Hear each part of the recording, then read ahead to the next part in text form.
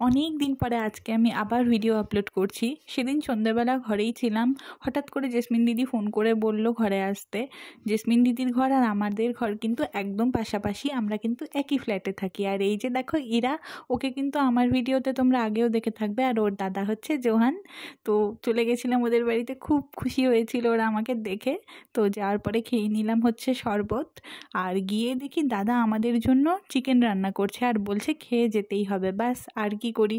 তো তারপরে দিয়ে দিয়েছিল এই চিকেন কষা একটুখানি টেস্ট করার জন্য। তো মাংসটা সত্যি অসাধারণ হয়েছিল।